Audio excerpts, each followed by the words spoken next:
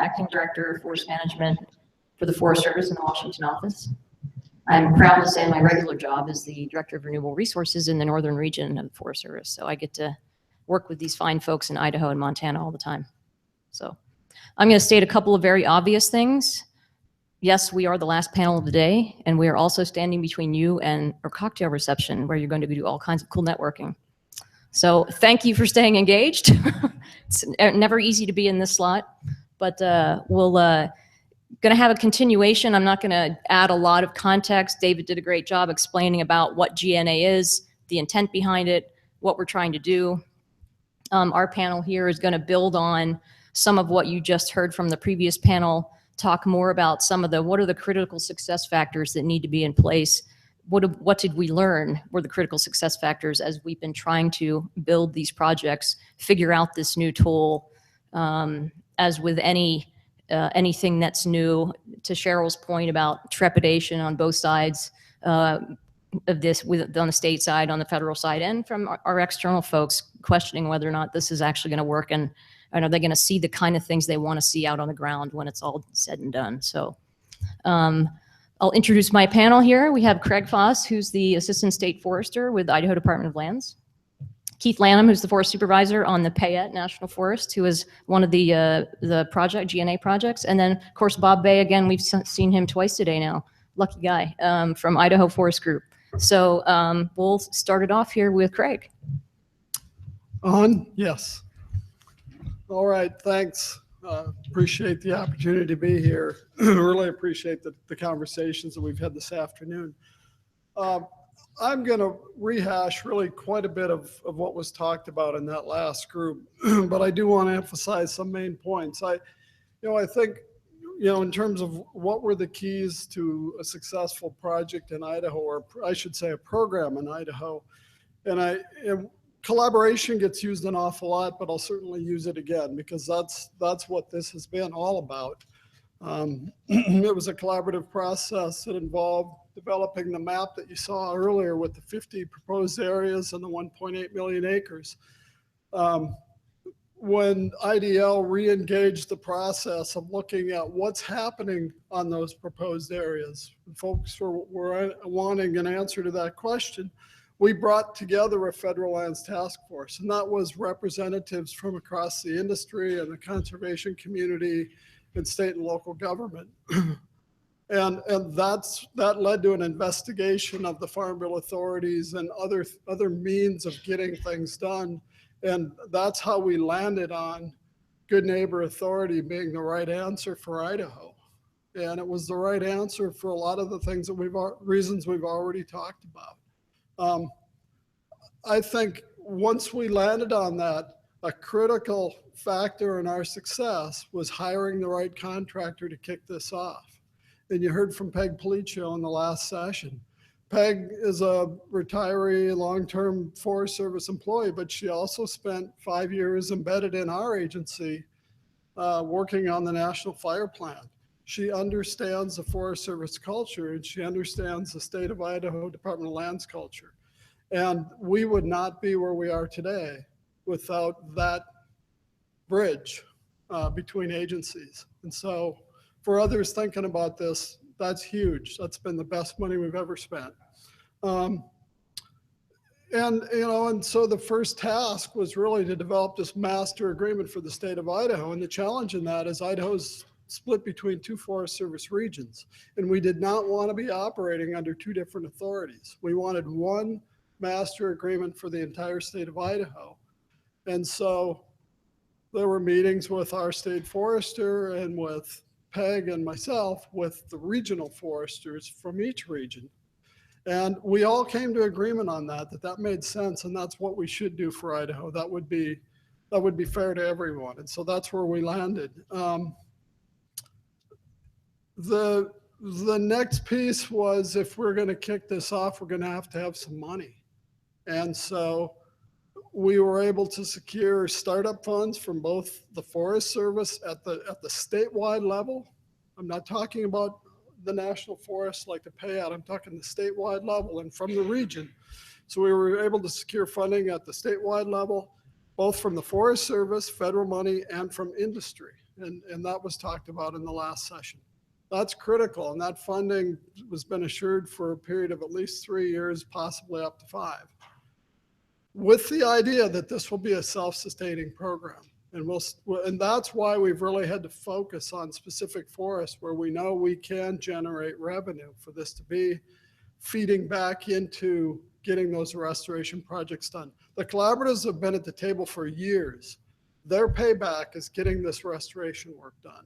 And so it's critical for us to continue to recognize that and engage that process. And, you know, the only other thing I would add is transparency and trust. This would not have happened without transparency and trust at all levels, between our state forester and the regional foresters, between our forest supervisor, our bureau folks that were involved, and the area managers like Zoanne, and then our staff.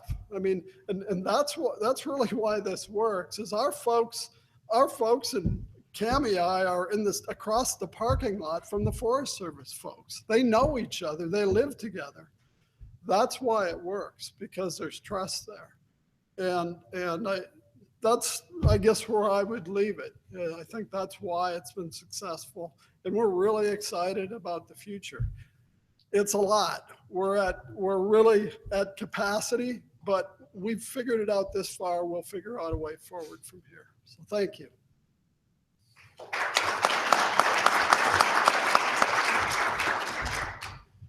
Well, good afternoon, everybody. I'll try to keep mine brief so that you can enjoy the refreshments.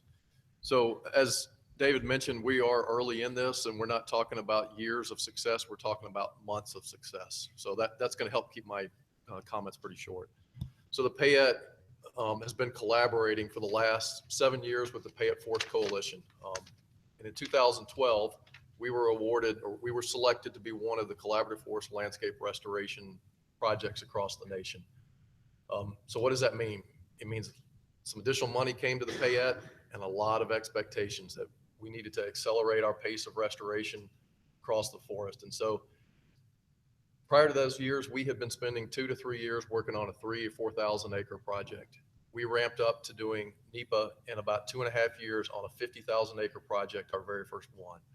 That's a big change, and it's taken our staff a little bit to get used to how do we do that. We've had to change some of our processes and be a little bit faster about how we work through NEPA. So we're 2 projects into that. We did the Mill Creek Council Mountain project, 50,000 acres. We're full on implementation of that. We're actually towards the tail end of implementation.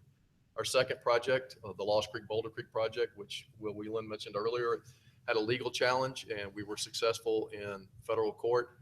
The update is last week that was appealed to the Ninth Circuit Court. There was not a temporary restraining order issued.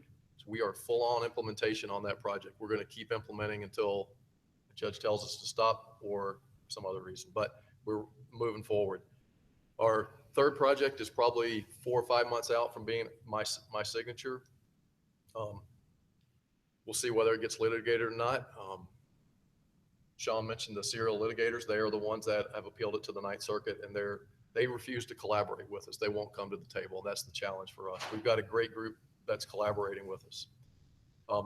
So we've got 2 projects through, and what that's created what we call the implementation wedge. We have a lot of work we've got to do on the ground to get those projects implemented. Our focus is really water and vegetation treatments, a little bit of recreation, a good bit of roads treatments, but it's taken a lot of work, and we're working that way. So here's this opportunity to use Good Neighbor Authority. We also are struggling filling forestry vacancies. You'd think a federal job when we're doing forestry, you could get applicants. Part of it might be how we get applicants into the Forest Service. It's not the easiest process, and part of it might be folks aren't interested. Not sure what it is, but we're working hard. We're going to go to the SAF convention in a couple of weeks and try to do some direct hires there to fill those key vacancies. So our initial plan, working with the Good Neighbor Authority, was we have some completed NEPA, and we wanted to build a solid relationship with our local IDL folks and have them work on some sale prep this year. Get them familiar with what we're doing, because our silvicultural prescriptions are different than what they normally do. Ours are very restoration focused. They're complex. I would say it's nothing I learned in forestry school 30 something years ago. And next year we'd hope to turn the sale over IDL for them to do sale prep and contract administration. That was our initial plan, but the relationship has worked out so well that we've decided we've got some other restoration needs that are outside of our CLFRP area. We've been very focused on the west side of the forest, the Council Ranger District and the New Meadows Ranger District. I have 3 other ranger districts, and they all have forest health issues outside of that. We have one project called Sloan Point that's a little south of McCall that was identified through the governor's program of forest and health issue. So our new plan, our modified plan, is to turn that over to the state, have them take on the NEPA and the sale contracting. That's a little bit of a risk for us, and I think Christine talked about it. It's a cultural shift for us. We have a second project up at Brundage Resort we'd like for them to take on, and we're turning that over because we've built a good level of trust with the local IDL folks. We'll see how the NEPA goes. That's going to be a challenge. That's a big step for us to turn it over. We're hoping those are small environmental assessments or could be done under a CE. I'm really hoping it's a CE. So the components of success that I see are, first and foremost, is that ability to get through the NEPA process. It's always a challenge. As I said, with Lost Creek, Boulder Creek, we spent 2 years developing the NEPA, signed a decision, went through a year of litigation, got a court decision. 3 weeks later, it gets appealed to the Ninth Circuit Court. Second one would be, we utilize the existing templates. The Nez Perce Clearwater had done a great job putting together the first spa. No need for us to reinvent the wheel. We took what they did, modified it to fit our situation. Third point is readiness of both sides to join in and do this. Our staff was a little bit hesitant at first, and I think maybe the IDL folks locally were a little bit hesitant because brand new relationship. You got to go a little bit slow and build that solid relationship before you can go fast. And it is a culture shift for us to turn over to somebody else outside the agency and trust that they're going to implement it as we would. Fourth point is IDL's advanced work to learn and interpret the authority was extremely helpful. And that was a lot of the work that Peg did and additional folks within IDL. So we really appreciate all the work that you did. And the last one, which has been said multiple times, it's relationships. That's the grease that makes these things happen, is knowing each other. The local folks, we see them in the grocery store. Our kids play sports together. We've gotten to know each other better now. We understand how the different agencies work. And so things are starting to move forward. And I hope maybe next time in a year, we can come back and talk about a little bit more than a couple of months of success. We can talk about a year and a half worth of success on GNA on the Payette National Forest. That all.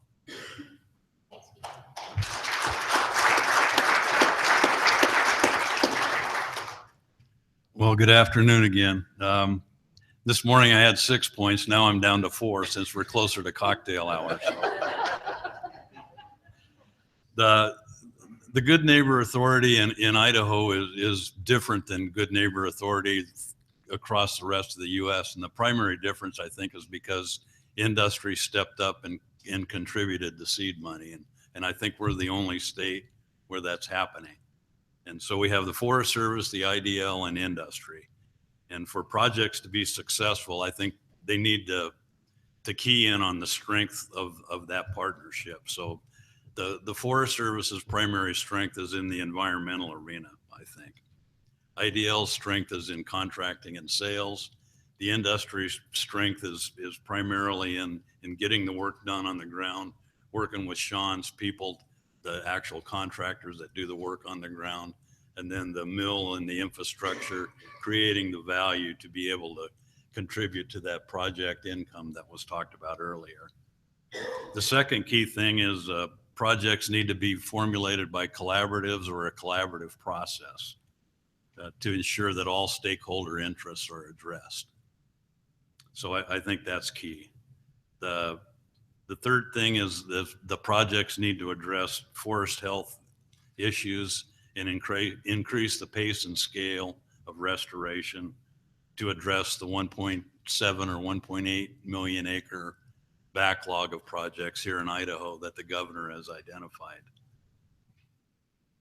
The fourth thing is utilizing the most effective and efficient analysis tools which would include categorical exclusions where applicable and appropriate. So I think on the Idaho Panhandle, we've settled on the Hannah Flats is going to be the first Good Neighbor Authority project, working with Mary and David on that. And we have some field tours set up here in November to get the collaborative on the ground and offer our perspective so that it gets off on the right foot, we hope. And we're encouraged about that, and just looking forward to making it happen now. So thank you very much.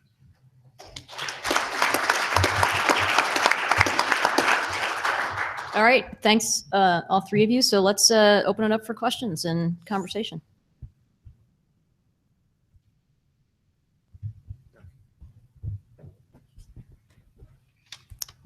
Thanks for those comments. Dennis Becker, Policy Analysis Group. So I want to pick up on a point that was in a previous panel about additionality that Cheryl shared.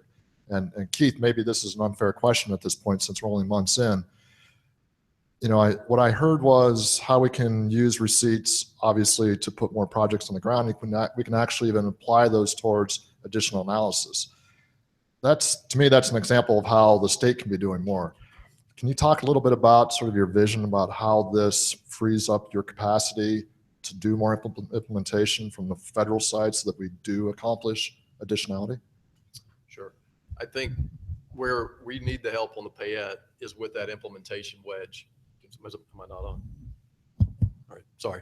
So where we need that help on the Payette is dealing with that implementation wedge and dealing with within the CLFRP. That's going pretty well. We've got a lot of work to be done there. We'd like to take this and use it on a lot of other areas outside of our CLFRP area. Look at, can we be successful, and do we have public support for doing that?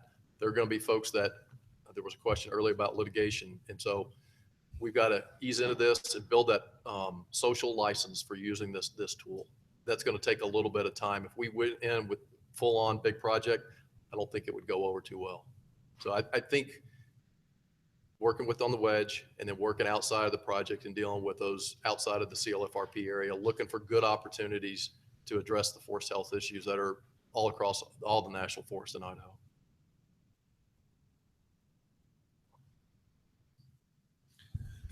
Hey, Keith. Hey, Gordon.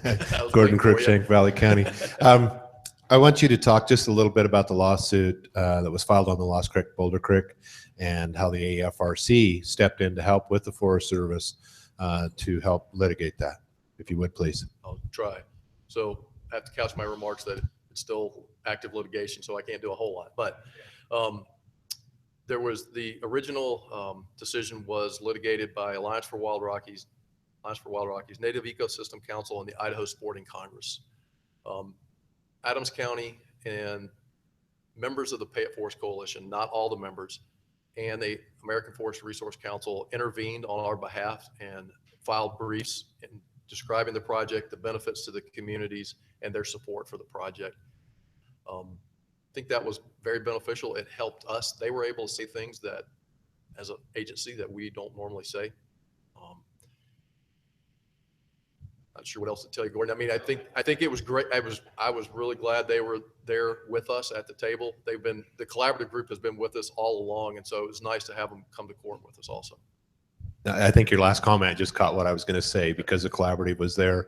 We've been working on that for years, and they stepped up when you guys needed it to try to help make that go through. And we hopefully were successful and prevailed. So thanks.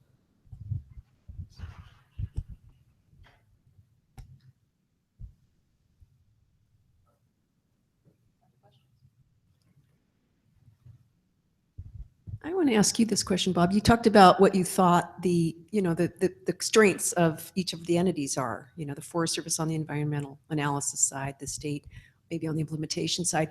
So right now what we're talking about is triggering more into the private sector to help us with NEPA, because most of the forest supervisors have told us, the state, that NEPA is, it's the critical knothole through which to get. So how do you think this will be viewed if in fact through the state we bring in the private sector to help with NEPA? Maybe you and Keith can address that.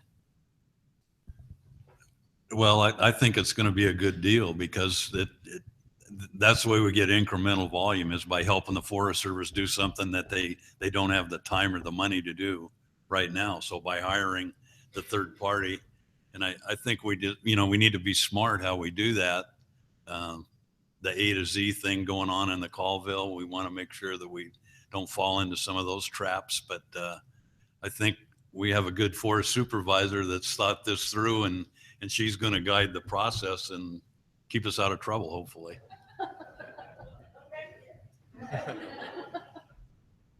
So, Peg, I think for us, it's going to be building that solid relationship with IDL and then moving into the contracted NEPA externally. And we'll have to see how that goes. This will be my first time involved with that. I got this other project, you may have heard of, like Stibnite Gold or something, we're going to be using third-party NEPA for that. That's going to be a big issue for us on the forest. So hopefully these will be small and we can churn through them pretty quickly and have a lot of early success.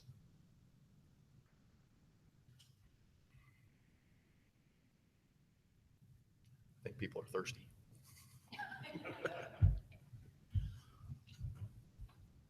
Wow, that's way too easy. Okay. This is what happens when you're at the end of the day. So just a couple closing remarks from me for this panel, building on the previous one is, repeatedly today we've talked about both in the rangeland management conversations and in the forest management conversations around increasing pace and scale. Just for Idaho, David, showed us earlier today the scope of the challenge we're trying to deal with and the need to increase pace and scale of restoration. So, along with that, we need to change the scale of how we think, and we need to change the scale of how we think about conservation if we're going to achieve what we're trying to achieve to face what we have in front of us. So one thing I think very clearly, leadership matters. You heard a lot of folks talk about having the right people in the right place at the right time. And when leadership models that collaborative behavior and the staff see that and folks, it breeds that kind of behavior. And that's what we need to continue to do. And I think GNA has created that space for that to happen between the states and the agencies. So, and then just the last thing, well, you heard a lot of folks talk about starting small. This is a new tool. We're trying to figure it out. When you bring in the timber sale piece, it's really complicated, as several folks alluded to on the last two panels. And so, success breeds success. So if we need to start small and get some successes under our belt, that's probably the best thing we could do to show folks that we can be effective and this can be a great tool before we go big.